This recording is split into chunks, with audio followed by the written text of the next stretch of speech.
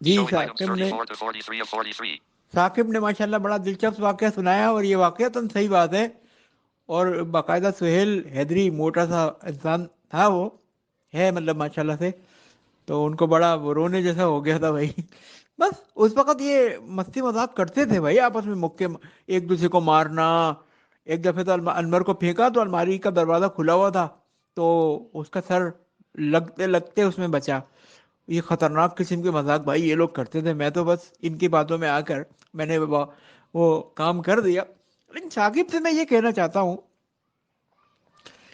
کہ وہ والا واقعہ اگر بتائے کہ میں ان کے یہاں گیا ملتان، تو میں نے کہا یار یہ جو بھنگ ہوتی ہے، بھنگ سے کیا ہوتا ہے؟ تو میں چاہوں گا کہ ثاقب یہ واقعہ سنائے. بہرحال تو میں نے بھنگ پی، اور اس کے بعد میرا مجھے تو کچھ بھی نہیں ہوا.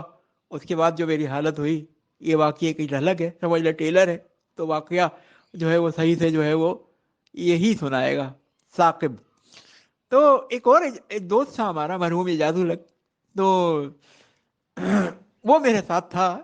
جیسے ہی ہم لوگ بیٹھے ہوئے باتیں کر رہے تھے، تو نظر بھائی کی جیسا کہ انہوں نے ذکر کیا، تو وہ نظر سر کا مطلب معاملہ یہ تھا کہ وہ چاہتے تھے کہ میری عزت کی جائے، مجھے سلام کیا جائے. تو یہ کہتے تھے کہ بھائی مجھے سلام کرو کہ جب بھی میں آؤں. تو وہ آتے تھے تو گلا کھکارتے تھے یا پھر چابیاں بجاتے تھے، تو لوگ کہتے تھے سر السلام علیکم. ہاں وعلیکم السلام تو یہ تھا. اچھا ایک دفعہ وہ آئے، چابی بجائی جان بوجھ کے. میں نے کہا کون؟ کہتے ہاں میں ہوں. تو میں نے اعجاز کے کان میں کہا اچھا تو ہے اعجاز اور وہ میں زور سے ہنس پڑے. کیا ہوا، کیوں ہنسے؟ نہیں سر وہ ایسے ہی، وہ ہماری آپس کی بات تھی، یہ تھا وہ تھا. انہوں نے لاکھ کوشش کی لیکن نہیں بتایا ہم نے.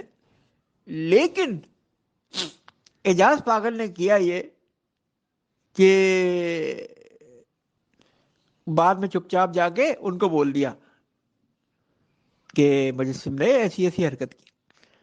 مجھے بلایا، تو اپنے باپ کے ساتھ بھی ایسا ہی کرتا ہوگا، یہ وہ دو چار تھپڑ مارے.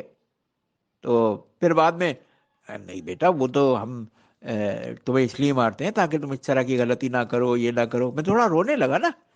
تو اس طریقے سے پیار سے سمجھایا. اساتذہ کا یہی ہوتا ہے. دیکھیں اساتذہ جو ہیں اصل میں وہ ان کو محبت ہی ہوتی ہے ہمارے سے.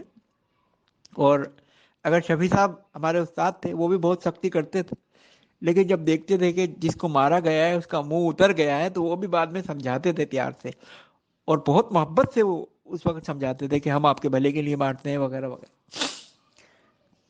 ان کے قریب جانے کی ہمت نہیں کر سکتے تھے ہم. لیکن آج، اور میں آپ کو ایک بات بتاؤں، اتنے محبت کرنے والے استاد شفیع صاحب، خیر یہ واقعے کا گروپ ہے لیکن بہرحال ایک طرح کی یاد ہی ہے یہ بھی، کہ وہ اتنی محبت کرتے تھے ہم سے کہ جب ہم ان کے گھر جاتے تو وہ ہمیں اپنے ہاتھوں سے کھانا کھلاتے، کھیر کھلاتے.